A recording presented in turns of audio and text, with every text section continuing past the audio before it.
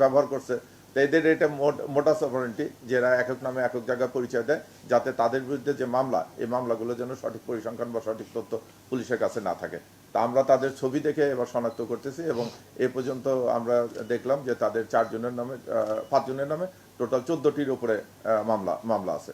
তা আমি আপনাদের মাধ্যমে যারা এই যে আমাদের ক্যাশ ক্যারি করবে, বিশেষ করে নগদ এবং বিকাশের যে সমস্ত এজেন্ট ভাইরা আছে, তাদেরকে বলবো যে আপনারা বড় পরিমাণ ক্যাশ ক্যারি করার আগে এরকম মানে এটা গোপন রাখবেন, প্লাস এরকম কোনো ক্যাশ ক্যারি ক্ষেত্রে যে নিকটস্থ পুলিশের সহায়তা নেবে। আমাদের পুলিশ ডিএমপির ভিতরে এবং সমস্ত বাংলাদেশ ব্যাপী যে কেউ যদি এরকম নগদ অর্থ পরিবহন করার দরকার হয় বড় অ্যামাউন্টে, তাহলে পুলিশকে বললে পুলিশ তাদেরকে এই টাকাটা যথাযথভাবে স্কট করে নির্দিষ্ট ইয়েতে পৌঁছায় দেবো।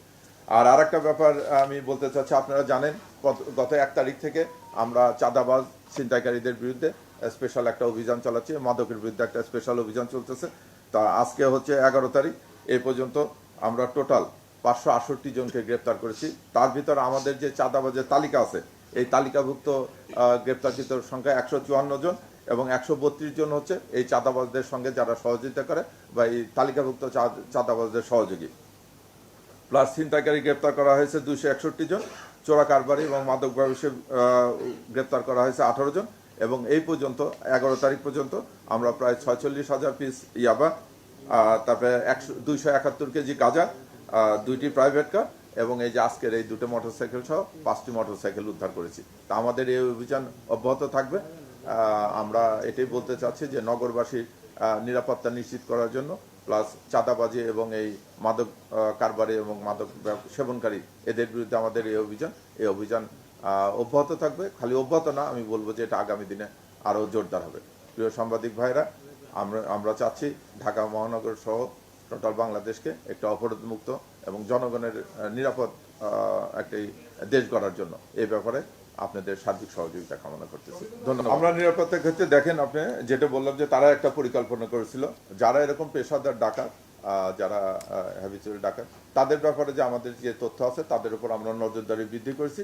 পাশাপাশি যেটা প্রিভেন্টিভ ব্যবস্থা, যে পর্যাপ্ত পুলিশি ব্যবস্থা, মহাসড়কে বলেন, রাস্তাঘাটে বলেন, বা আমাদের এলাকা ভিত্তিক বলেন, আমাদের পেট্রোল এবং মোবাইল পার্টির টহলও আমরা জোরদার করেছি। আমরা আশা করতেছি যে ইনশাল্লাহ আমরা কোনো ইয়ে করতে দেবো না, অপরাধীতে যেই হোক তাকে আমরা গ্রেপ্তার করতে সক্ষম হব। প্রথম যদি বলেন যে সমস্ত চাঁদাবাজ যা ছিনতাইকারীকে আমরা ধরতেছি, আমরা তো তাদেরকে নিয়ে এসে একটা নির্দিষ্ট মামলা দিয়ে হচ্ছে তাদের জিজ্ঞাসাবাদ করতেছি। জিজ্ঞাসাবাদে তারা যদি ওরকম আপনারা যেটা বললেন যে তথাকথিত গডফাদার বা বড় ভাই বা এলাকা ভিত্তিক যে ইয়ে আছে, তাদের লিডার আছে, তাদের নাম বললে এগুলো আমরা এভিডেন্স হিসেবে রেখে দিচ্ছি। আমরা অবশ্যই তাদেরকে আইনের আওতায় নিয়ে আসবে। এই ব্যাপারে কাউকে ছাড় দেওয়া যাবে না। আর টিটন হত্যাকারী বললেন, এটা তদন্তাধীন মামলা।